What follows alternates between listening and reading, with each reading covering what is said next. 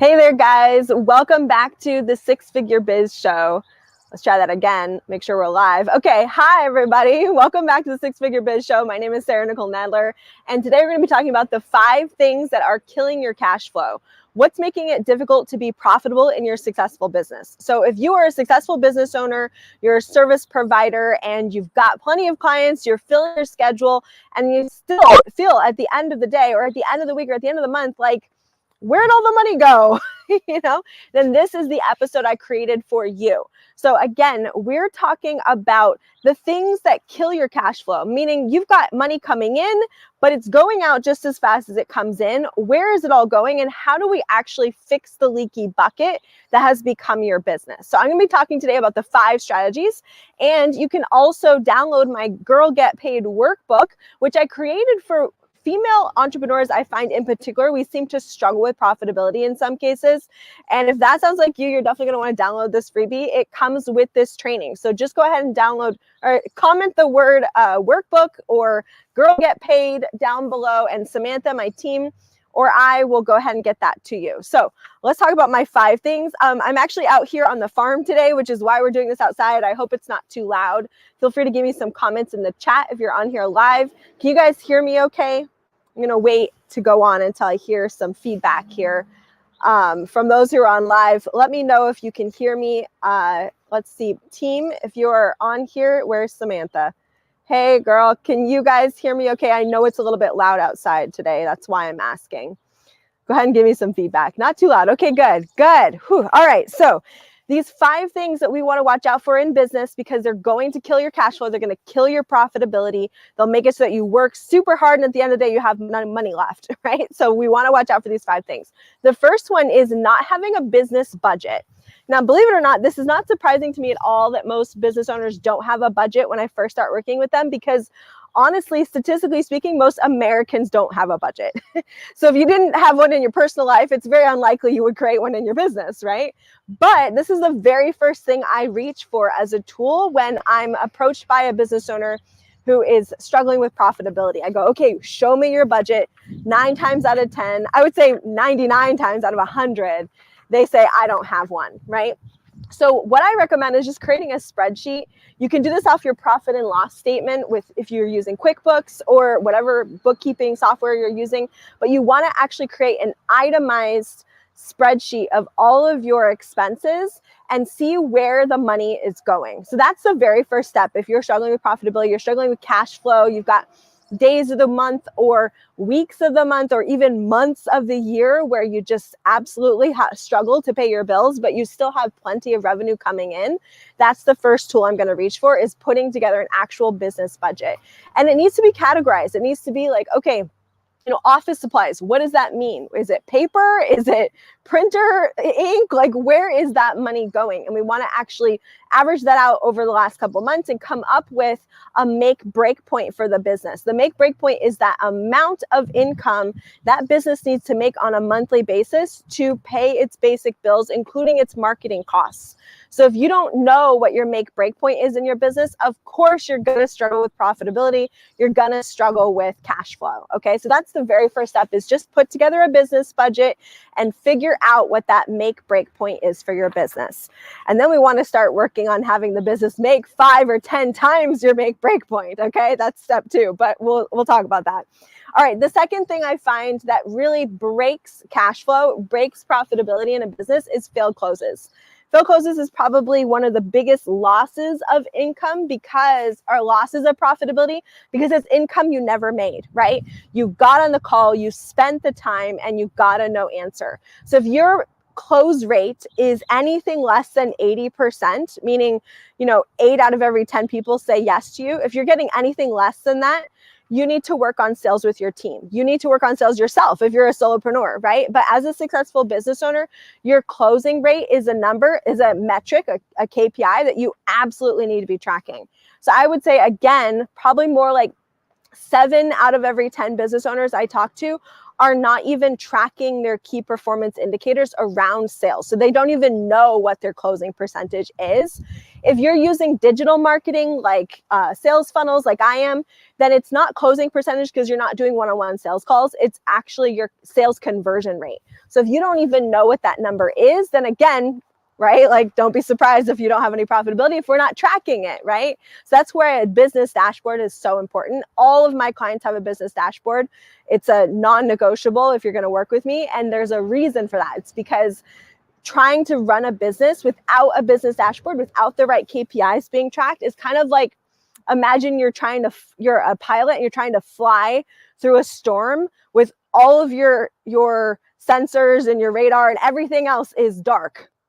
And we've tinted all the windows so you can't see where you're going. Like, that's what it's like trying to run a business without tracking your KPIs. So it's super important that we keep track of the closing percentage and or your sales conversion rate. And those should be very high numbers. If they're not, then that's one of the key things we're going to focus on in the business until we get them up. We're going to do sales drilling, lunch and learn with your team, your sales team, right? Until we really get their skill set up, because it is a skill set. It absolutely can be learned by anyone.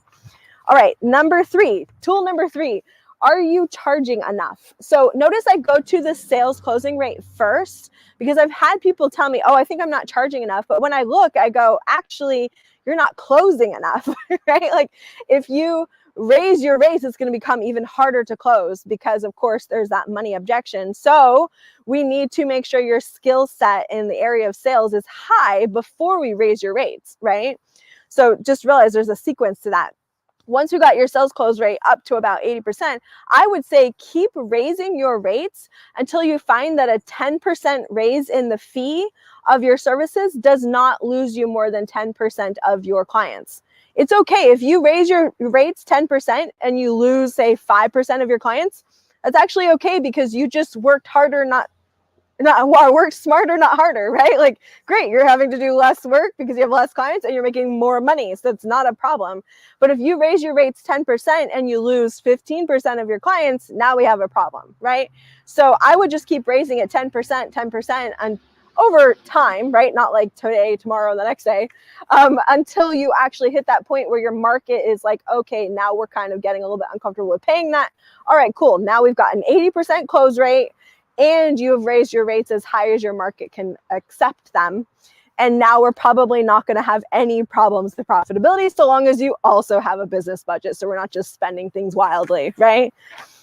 All right, number 4, is the business owner solely trading time for money? This is another big place because it puts this total ceiling on how much you can earn, right?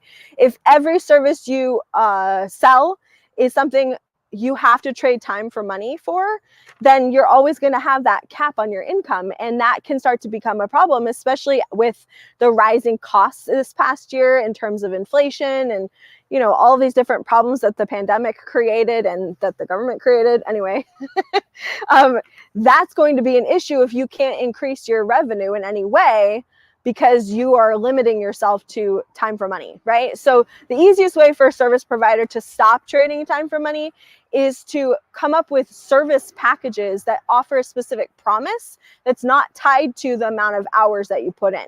For example, right, you can have a coaching program that delivers on a specific promise, like, hey, by the end of 6 months, I promise you'll have made at least $60,000. Great. That's a wonderful promise to make, because no matter how many or how few hours you put in, as long as you get that result, the client's happy, right? Same with a web design site. Like, okay, great. I promise I'm going to design a website, not I promise I'm going to work on your website for 50 hours, right? Like, make sure that there's a specific promise to the package that you can deliver on because you have confidence in your services, but you don't have to tie it to your number of hours worked. For those of you who are on live, go ahead and comment in the chat. I'm curious to hear from you. What kind of service packages are you guys offering right now? And are they tied to solely to your time, right? Are you trading time for dollars? In some of my programs, I do, like in my high ticket coaching programs, they're absolutely tied to my time. I tell them that you got unlimited coaching in that thing, right? So that means one-on-one time with me, but that means that there's also a severe limit to the number of people I can allow inside the business lounge, right? Like I said, last time I opened the doors, I only let 5 people in. right? Because I can't deal with more than that, especially right now. I'm trying to renovate a 15-acre farm.